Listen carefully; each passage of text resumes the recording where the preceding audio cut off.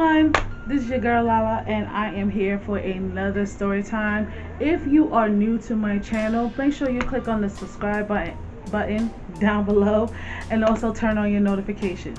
So first and foremost, my story time consists of, as is like you saw in the caption, call center almost caught on fire.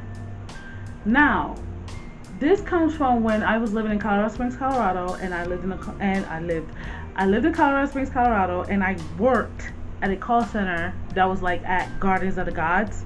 It was a huge call center too, and that call center was, tied in with a big company. So I remember at that time I was working, and it was like two departments. It was like a department it was called Gen Care, and then there was tech support, and then there's QA. QA is the ones that they listen to your calls and they rate you, like, what you should do, what you not do on the call. It's one of those. Okay. Sorry, I had to make sure to get better lighting. And then also, you got your supervisors and you got your OMG operation managers and workforce people. So you have everybody in there, right? So apparently when I was in Gen Care, I remember I was outside, and I remember we just smelled smoke. We didn't know where the smoke came from. I know we looked up on the mountains because where our job was, it was like right by the mountains, and where we was at, there was like freaking deers, mountain lions, you name it. It's by freaking force of nature. So when I looked up, I see smoke, and I'm like, oh my God, what's going on?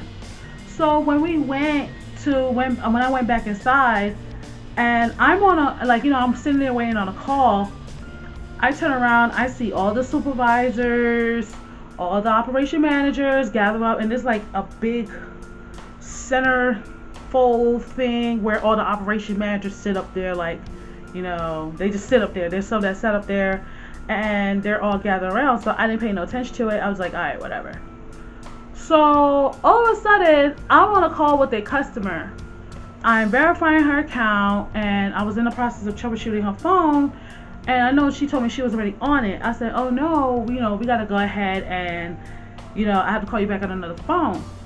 So just when she gave me an alternate number so I could call you back on, I'm being told, I think it was a supervisor, runs up to me and tells me, hey, you need to get off the phone because we need to evacuate the building. What?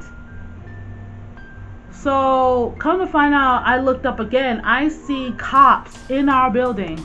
We're like, why is the cops are here? The boys in blue were in our building.